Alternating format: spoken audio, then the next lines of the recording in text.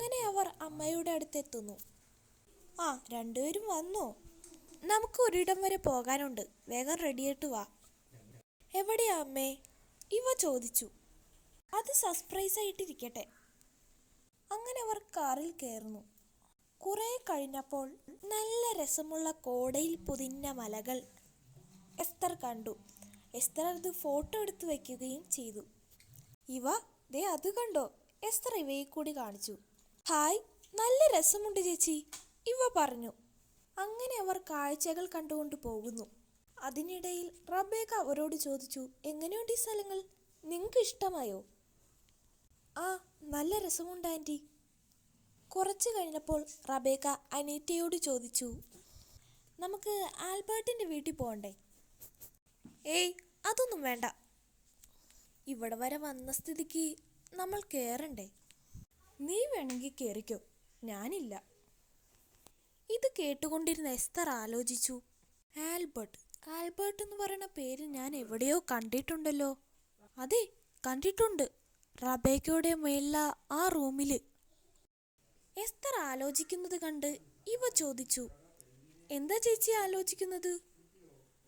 അത് ഞാൻ പിന്നെ പറയുക, എസ്തർ പറഞ്ഞു. അങ്ങനെ അവർ കാഴ്ചകൾ കണ്ടുകൊണ്ടിരുന്നു. അവർ വീട്ടിലെത്തിയപ്പോൾ രാത്രിയായി. അപ്പോൾ നല്ല കാറ്റും മഴയും ഇടിവെട്ടും ഉണ്ടായിരുന്നു.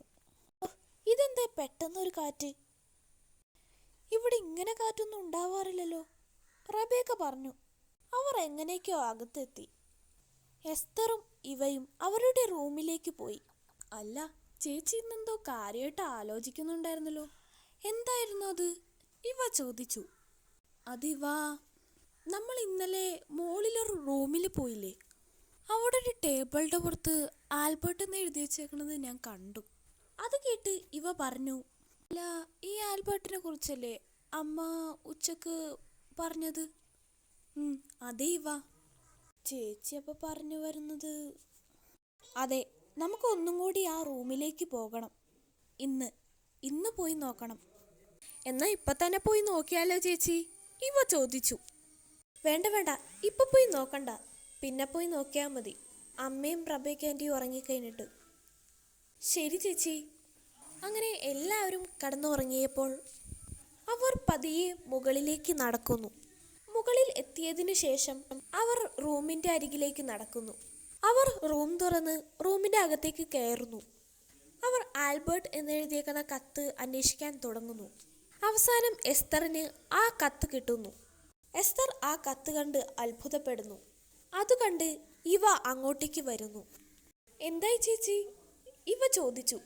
ഇവ പെട്ടെന്ന് ആ കത്തിലേക്ക് നോക്കുന്നു. ഇവയും അത് കണ്ട് അത്ഭുതപ്പെട്ടു പോകുന്നു. ഇവ ഇത് കണ്ടോ? ഇതൊരു കല്യാണ കത്താ. Albert words Aneeta.